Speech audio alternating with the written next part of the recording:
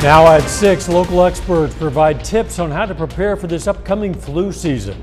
Plus, some students from different schools visit Crawford College to get tested for tuberculosis, and how an area organization is recognizing Hunger Action Month. The 4 states' most watched news starts now. Flu season is just around the corner, and experts say we need to prepare soon. This is KOAM News at 6. Doctors usually consider the start of flu season to be October. KOAM's Miaa discussed flu season with Newton County experts, says COVID numbers are down compared to last fall. The severity of the flu season cannot be predicted before it actually begins. Now, people are getting back to their normal lives as COVID numbers remain lower. That means flu could spread easier. Basing it on the last couple of years, I would say it should be pretty light. But with COVID decreasing the flu, we may see an increase. According to a local pharmacy, October might be the best month to get your flu vaccine, so it will cover you through the whole winter. Bad flu cases start maybe February, and so that will ensure that they get good protection in that time, but that the protection hasn't started to decline. Mitchell's Pharmacy has adult and high-dose vaccines as well as preservative-free vaccine for pregnant or nursing mothers. Butler says people tend to get vaccinated when cases start to increase. It's good to start planning now that we haven't heard a lot of cases yet, so now is a really good time to get the vaccine. The severity of the flu can depend on a few factors. So I really think it depends on, how close the vaccine matches the circulating strains and how many people come in and get their vaccine. The Newton County Health Department administrator says people can take both COVID booster and flu vaccine on the same day. If you need the COVID booster and a flu vaccine, it is okay to take those on the same day at the same time. CDC does recommend that, and so it's fine. There's nothing to worry about. If you need both of those vaccines, you can get them. Berner recommends you to get tested if you have symptoms to determine if it's flu or COVID. In Neosho, Janna Hautala, KOAM News. The Newton County Health Department hopes to have flu vaccines in about a week. The Joplin Health Department says they have vaccines available right now. 70 high school students from 5 area schools are on the campus of Crawford to get tested for tuberculosis. Access Family Care's mobile unit partners with the college to make it more accessible for the students to get tested and not have to go off campus. Students who will take clinicals have to get the test. The students are in the health science program through Del Reed Technical Education Center.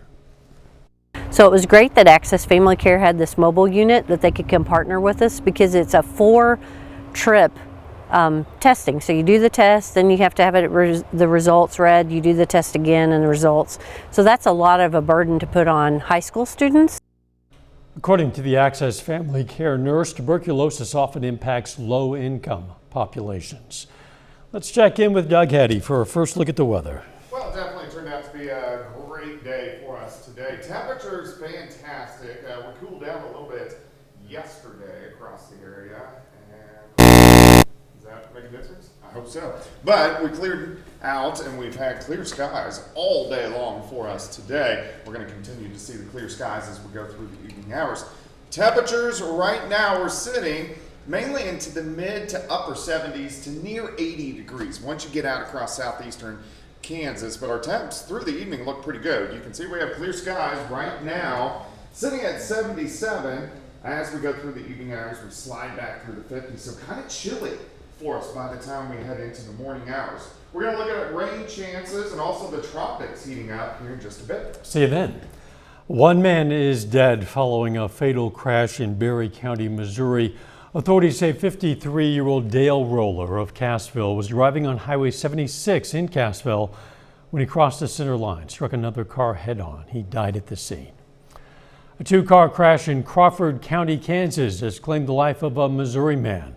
Authorities responded to a crash Saturday just 2 miles north of K126. They say Edward Nutt was driving east on 170th Avenue north of K126 when he ran a stop sign, hit a car driven by 19-year-old Rigby Bourne of Girard. Nutt died at the scene. Bourne had serious injuries. Bourne suffered serious injuries. The Missouri House Speaker is urging the U.S. Attorney in Kansas City to shut down Agape boarding school. accusing the Christian school of, quote, what amounts to organized crime against children. Republican Rob Vescovo sent a letter to U.S. Attorney Teresa Moore. Vescovo wrote that state efforts to close the school have failed and the local prosecutor has failed to take action to protect the boys who attend the school in Stockton. He says the situation is more far-reaching and contains more deeply rooted corruption than we are able to address solely at the state level. Missouri Attorney General Eric Schmidt's office accused the school of allowing someone on the state registry for child abuse and neglect to work there and alleged systemic abuse. A Missouri judge is weighing 2 lawsuits against a new state law on photo identification and civic engagement rules. Attorneys argued over how and whether the lawsuit should proceed during a hearing before a judge. The first lawsuit probes the constitutionality of requiring voters to show a government-issued photo ID in order to cast a regular ballot. Lawyers defending that portion of the law asked the judge to dismiss the lawsuit. The other lawsuit centers on new rules for absentee voter applications and voter registration. The plaintiffs want the judge to put that portion of the law on hold. Coming up, how an area organization is recognizing Hunger Action Month, plus a Southwest Missouri Police Department gets a new furry addition to their police force.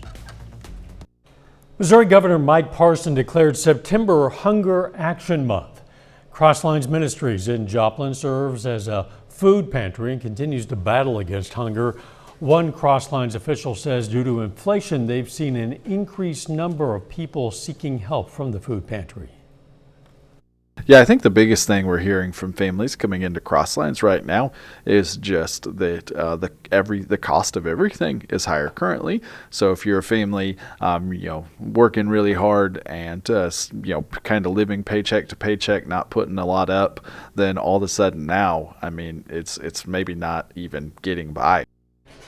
Crosslines also offers clothing and other household items. Getting a new officer on the police force is typically welcome news to any community. It's a little sweeter when that new officer is a canine. Southwest City Police Department today announced their new canine officer, Rocco. Rocco is a special addition to the force because he's the city's first ever canine. And officer says Rocco is going to be a very busy dog. Traffic in and out of other states. We have a lot of drug traffic come through our community, and that'll be main part. He's also going to be trained in tracking. He's not quite there yet. He is on suspect apprehension, so if we have a runner, he's the fastest one in the crew. Businesses and private citizens raised more than $21,000 to help bring in Rocco and train a handler. Crossroads Christian Church in Cherokee County, Kansas hosted a community baby shower. The event was held by My Family of Cherokee County and welcomed expecting mothers and mothers with infants up to 3 months old. The baby shower had resources and education materials for parenting and lots of prizes.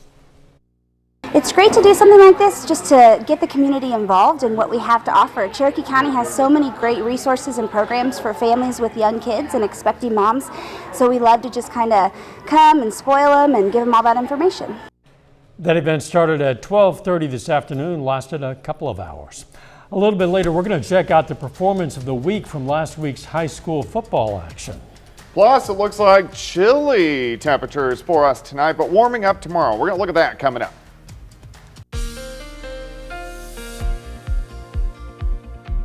Well, it turned out to be a great Monday for us today. Plenty of sunshine across the region and temperatures near 80, and that's right about where we should be for this time of the year here at the very end of September. Well, we got a few more days to go, but it looks pretty good. Lander Chevrolet, this is our live tower cam on the southeast side of the city looking at I-44 east and westbound traffic.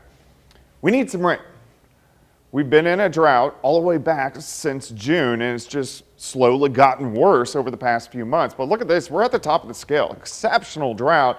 This is Crawford, Cherokee, Neosho County, all the way down through Labette, Montgomery, into Washington County in northeastern Oklahoma. It's still an extreme drought once you get into the metro all the way up to Pittsburgh. A little bit better once you get down toward Table Rock Lake, but we need some rain. We don't really have any rain in the forecast as we go through the next several days. Outside looks good, 74 in Stockton, it's 81 in Veneta, 79 in Chanute. In Joplin, we're sitting at about 77. Pretty much clear skies, northerly winds, a little breezy today at about 10 to 12 miles per hour. Look at our temps. We drop back through the 50s through the overnight hours tonight. So it's going to be kind of cool by the time we head into the morning hours. The winds, we've had these light northerly winds throughout the daytime hours, kind of ushering in a little bit cooler air over the past couple days. These are going to switch to the south tomorrow, and that will help our temperatures start to warm back up just a bit. Clear skies, nothing going on here. Look at the entire Central Plains. Clear skies. In fact, out to the west, we don't even have any storm systems that are moving in over the next few days. So let's drop south. Let's go to the tropics. Here's Hurricane Ian. You can kind of see Cuba here. He's going to track right over western Cuba into the Gulf of Mexico and wreak havoc on parts of Florida over the next few days. Clocking winds at 100 miles per hour. So that's a Cat 2. Quickly lifts north. So by tomorrow, really midday, it's going to be just to the west of Key West as a Category 4 hurricane, which is a major hurricane. It continues north, gets closer and closer to Tampa. By the time we head into Wednesday, slows down, so it's going to produce very heavy amounts of rain. So this is going to be a big story as we go through the next few days. Back here at home, not too much going on. Dropping back, lower 50s by the time you wake up, if you are getting up early. As we go through the morning hours, we warm through the 50s, 60s, into the upper 70s by noon, and then most of us into low to mid 80s. 81 in Nevada, 84 in Welch, Independence, up to about 86. Here's your day planner for you. Starting at 53, 78 by noon, high temp of 85. Tomorrow night, we cool back down into the lower 50s for overnight lows, and then Wednesday, a great day, a little bit cooler, high temps mainly into the upper 70s, very similar to what we have seen today. 85 tomorrow, 53 tomorrow night, 77 on Wednesday. Look at Wednesday night, 46. That's chilly. 78 Thursday, back into the 80s by the weekend. No rain chances until next Tuesday. Wow, that's not soon enough. We desperately need rain. Yes, we do. Take it when we can get it, I guess. Thanks, Doug. Still ahead, the Pitt State Gorillas are ranked in the top 10 nationally, and Parsons is undefeated at the midway point of the regular season. We're going to hear from the team next.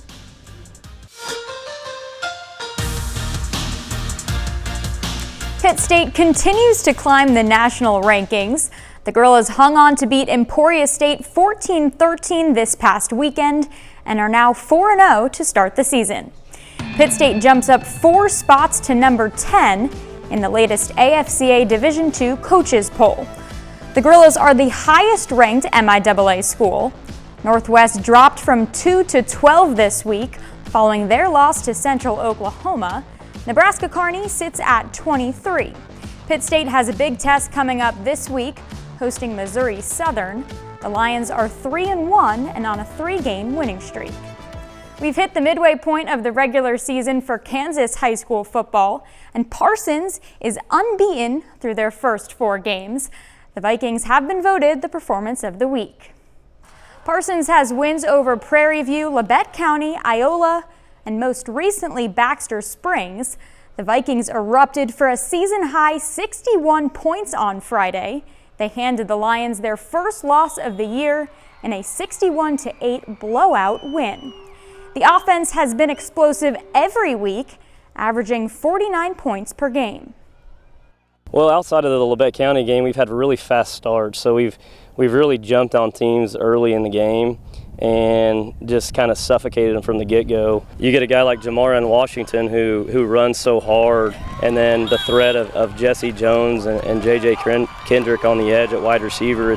It's really tough to defend, so it's kind of, pick your poison. Once Chris Beard gets healthy, he's going to be able to get back in the backfield along with DeMonte Kendrick, and then Cade Brown at tight end once he gets back on the field. So there's some more threats that, we really haven't even displayed yet. The Kansas City Chiefs lost their first game of the season on Sunday, 20-17 against Indianapolis.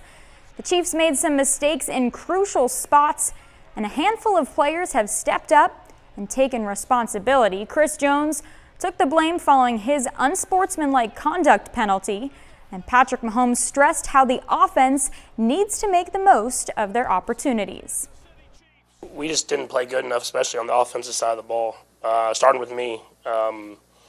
Obviously, we missed some kicks and stuff like that, but at the end of the day, we had multiple opportunities to score. So, I mean, we have to find ways to get the ball in the end zone, and that starts with me. You can't just get yards. We got to be able to get in the end zone when we're down there. I think we have the players and the young players who will bounce back, and they take ownership and accountability for their mistakes, and I think they're going to pride themselves in not letting it happen again. The Chiefs are set to play the Bucs on Sunday Night Football this week. Now, Tampa Bay and the NFL are discussing contingency plans for practice as well as the possible relocation of next weekend's game against the Chiefs in the event Hurricane Ian makes landfall on Florida's Gulf Coast.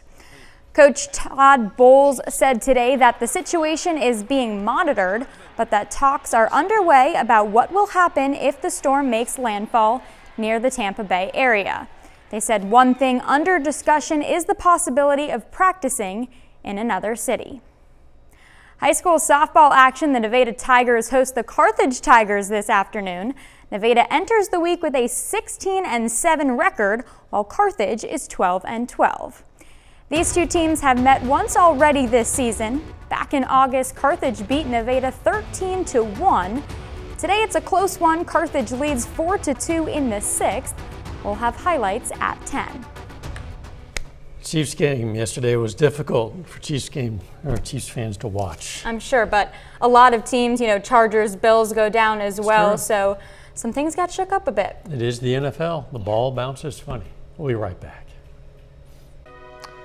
Take some time now to honor a local veteran. Tommy Hutchins served in the U.S. Army from 1967 to 1969. Pitt, Oklahoma native was stationed in Vietnam and served in the 2nd Battalion, 25th Infantry. We're proud to salute Tommy Hutchins, a four-state hero.